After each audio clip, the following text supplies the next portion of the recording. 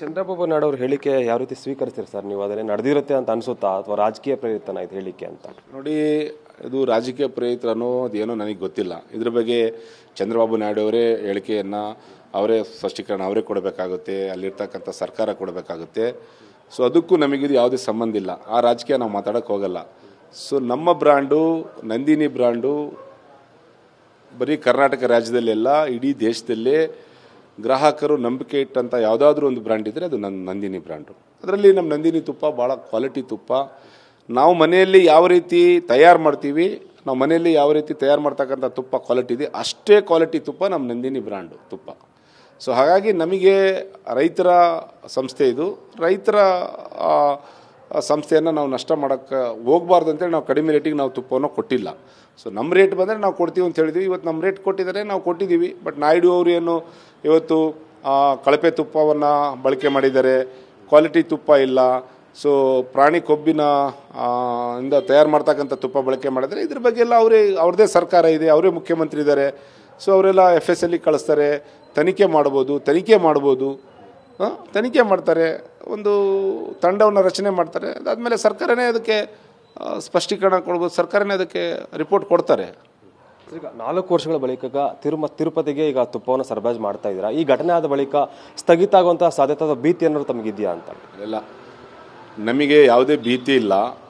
ನಮಗೆ ತಿರುಪತಿ ಅವರು ದೇವಸ್ಥಾನದವರು ನಂದಿನಿ ತುಪ್ಪ ತೊಗೊಂಡಿಲ್ಲ ಅಂದರೂ ಕೂಡ ಇಲ್ಲಿ ನಮಗೆ ಅಷ್ಟೇ ಬೇಡಿಕೆ ಇದೆ. ನಮ್ಮ ಕರ್ನಾಟಕ ರಾಜ್ಯದಲ್ಲಿ ಅವರು ತೊಗೊಂಡಿಲ್ಲ ಅಂದರೂ ನಮ್ಮ ಪ್ರಕ್ರೂಟ್ಮೆಂಟ್ ಏನಿದೆ, ನಾವೇನು ದಿನನಿತ್ಯ ಎಷ್ಟು ನಾವು KG ತುಪ್ಪವನ್ನು ತಯಾರು ಮಾಡ್ತೀವಿ ಅಷ್ಟು ಬೇಡಿಕೆ ನಮ್ಮ ಹತ್ರ ಇದೆ.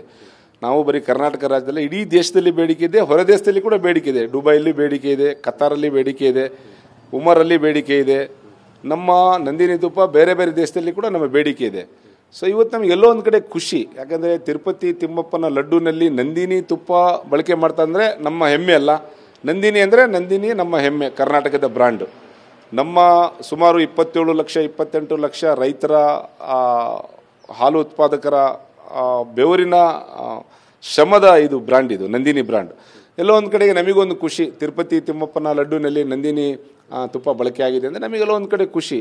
ಸೊ ಹಾಗಾಗಿ ಇನ್ಮೇಲೆ ಅವ್ರು ಹೇಳಿದ್ದಾರೆ ಈಗ ಹೊಸದಾಗಿ, ಇನ್ಮೇಲೆ ಎಷ್ಟು ತುಪ್ಪ ಬೇಕೋ ಅಷ್ಟು ತುಪ್ಪನೂ ನೀವೇ ಕೊಡಬೇಕಂತ ಹೇಳಿದ್ರೆ ನಾವು ಅದನ್ನು ಅವ್ರು ಎಷ್ಟು ಕೇಳ್ತಾರೆ ರಿಕ್ವೈರ್ಮೆಂಟ್ ಅಷ್ಟು ತುಪ್ಪ ಕೊಡೋಕ್ಕೆ ನಾವು ತಯಾರಿದ್ದೀವಿ. ಸೊ ಅವ್ರು ತೊಗೊಂಡಿಲ್ಲ ಅಂದರೂ ಕೂಡ ಅಷ್ಟೇ ಬೇಡಿಕೆ ನಮ್ಮಲ್ಲಿ ಕೂಡ ಇದೆ, ಅದರಲ್ಲೇನು ಸಮಸ್ಯೆ ಇಲ್ಲ. ಬಟ್ ನಾವು ತಿರುಪತಿ ತಿಮ್ಮಪ್ಪನಿಗೆ ಸೇವೆ ಮಾಡೋಕ್ಕೆ ನಾವು ರೆಡಿ ಇದ್ದೀವಿ KMF ವತಿಯಿಂದ.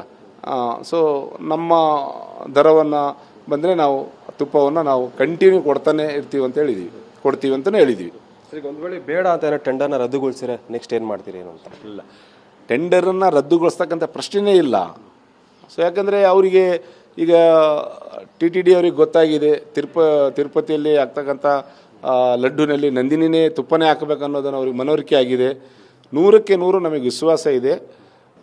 ಸೊ ನಂದಿನಿ ತುಪ್ಪನೇ ತೊಳ್ತಾರಂತೇಳಿ ಅವ್ರು ಟೆಂಡರನ್ನು ರದ್ದುಗೊಳಿಸಿದ್ರು. ನಾನು ಹೇಳಿದ್ನಲ್ಲ, ನಮ್ಮಲ್ಲಿ ಬೇಡಿಕೆ ಇದೆ ಅಂತ ಹೇಳಿದ್ನಲ್ಲ, ಅಷ್ಟು ಬೇಡಿಕೆ ನಮ್ಮಲ್ಲಿ ಇದೆ.